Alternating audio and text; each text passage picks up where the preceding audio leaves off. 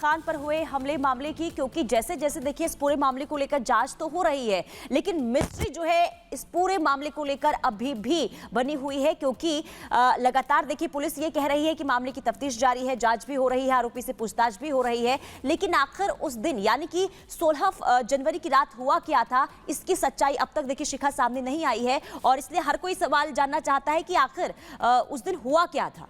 बिल्कुल, आपको बता दें कि देखिए जैसे जैसे इसको सुलझाने की कोशिश कर रहे हैं, ये और भी ज्यादा उलझती जा रही है। नई नई थियरीज सामने आ रही हैं, नए नए किरदार सामने आ रहे हैं, लेकिन सवाल कई हैं जो जस के तस बने हुए हैं। रिपोर्ट आपको दिखाते हैं।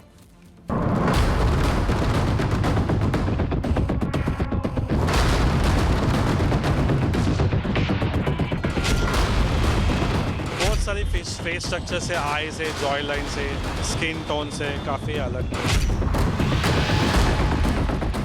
बॉलीवुड अभिनेता सैफ पर हमले के मामले में हर रोज नया मोड़ और नए खुलासे हो रहे हैं। सैफ पर हमले की कहानी अब बॉलीवुड की किसी रोमांचक फिल्म से कम नहीं लग रही और अब मुंबई पुलिस के बयान और लीलावती अस्पताल की ओर से जारी मेडिकल रिपोर्ट ने इस पटकथा में नया मोड़ लाकर रख दिया।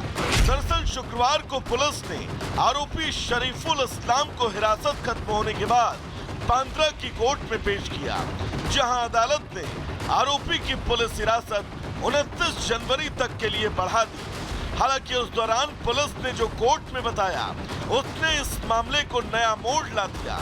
मुंबई पुलिस ने शुक्रवार को अदालत में बताया कि उसे गिरफ्तार बांग्लादेशी शख्स के चेहरे की पहचान की पुष्टि करनी है, ताकि ये पता लगाया जा सके कि क्या ये वही व्यक्ति है जो बांद्रा में अभिनेता की इमारत की सीसीटीवी में दिखा।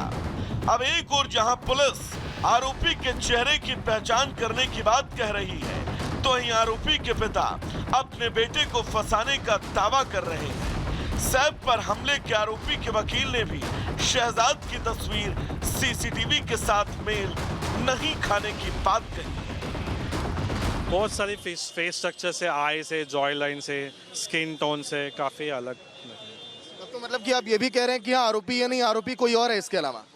अभी वो prima facie evidence let the prosecution to proof. Saif Ali Khan के आरोपी की पहचान को लेकर जो पेच उलझा है, इसके साथ ही सैफ को अस्पताल पहुंचाने को लेकर भी अब कई थ्योरियां सामने आ चुकी हैं, जिसके चलते ये सवाल उठ रहा है कि आखिर हमले के बाद सैफ अली खान अस्पताल किसके साथ पहुंचे। पहले कहा गया कि इब्राहिम ने ऑटो से लेकर अस्पताल पहुंचाया, फिर कहा गया नाबालिग तैमूर के साथ अस्पताल पहुंचे।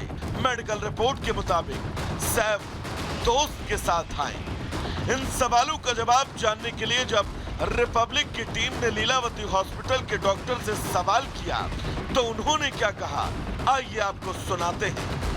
Sir, speak to Republic, sir. Talk to Republic. Talk to Republic, sir. Sir, who took Saif to hospital? Sorry. Sir, who took his son? His son or his friend? No, his son. His son. But that report suggested that his friend Afsar Zaidar took him. No, he came by auto rickshaw. We have CCTV footage with his son and one caretaker. On caretaker and his son. So what is that report suggested, sir? Thank you. Sir, what is the truth, sir? What is the truth? Family will give you more details. Saif Ali Khan पर हमले का मामला किसी Bollywood picture के script से कम नहीं लग रहा। रोजाना नए नए खुलासे और नए नए किरदार सामने आ रहे हैं और जांच पर जांच जारी है। लेकिन अब देखना होगा कि इस मामले का पूरा सच आखिर कब निकलकर सामने आता है। Bureau report, Republic Bharat.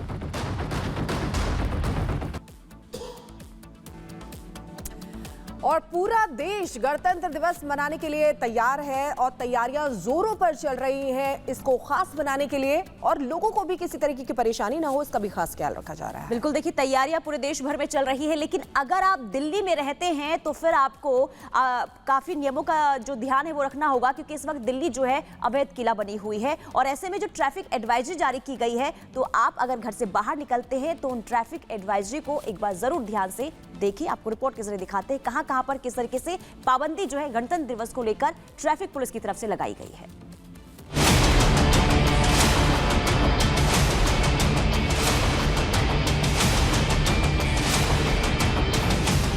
शुरू हुई गणतंत्र दिवस की तैयारी। दिल्ली बनी अभेद किला। देश गणतंत्र दिवस मनाने के लिए तैयार है। राज से गढ़ और फिर जन मन गढ़। इस उत्साह में सभी सहभागिता के लिए उत्सुक हैं।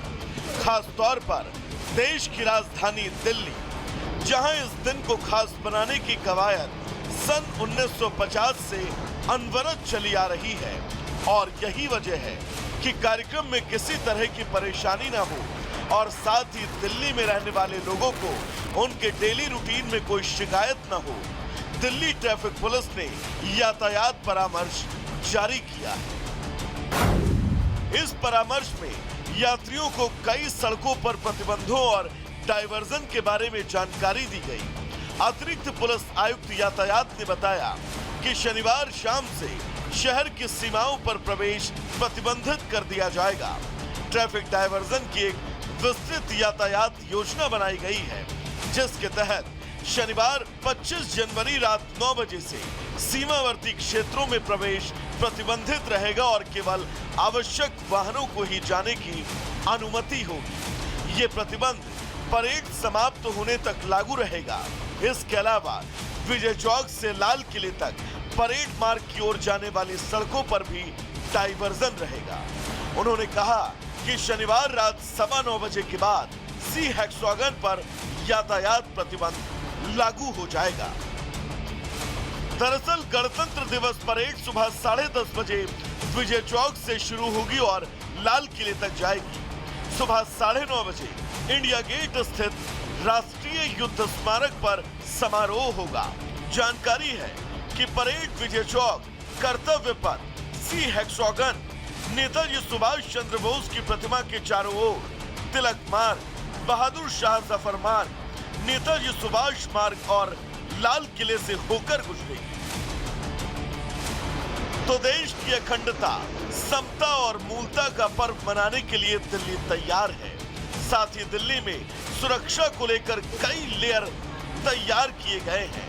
चप्पे चप्पे पर दिल्ली पुलिस और अर्धसैनिक बलों की मुस्तैदी है और शासन प्रशासन की पूरी कोशिश है कि देश के इस पर्व में किसी भी तरह की कोई चूक न हो। Bureau report, Republic Bharat.